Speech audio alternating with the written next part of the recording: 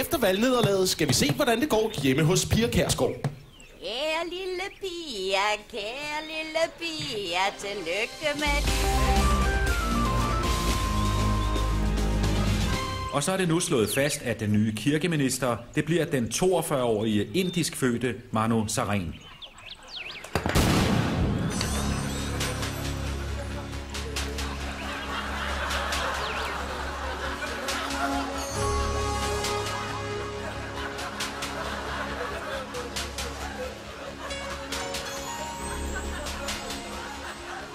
Og den nye kirkeminister er heller ikke afvisende overfor at lade homoseksuelle blive gift i kirken.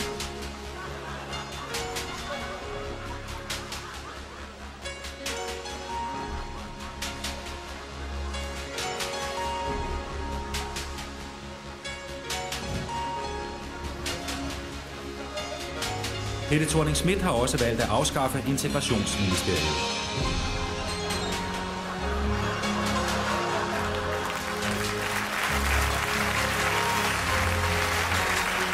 Og så vælger den nye regering ikke at øge grænsekontrollen.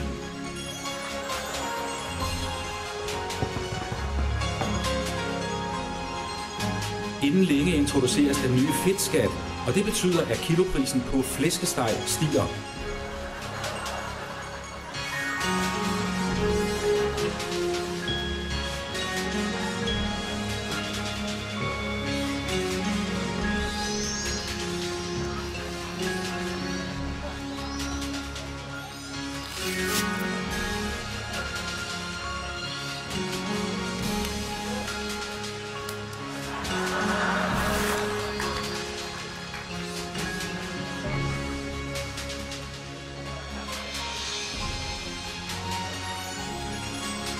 Og så har Danmarks Radio offentliggjort, at man aldrig mere vil genudsende Matador.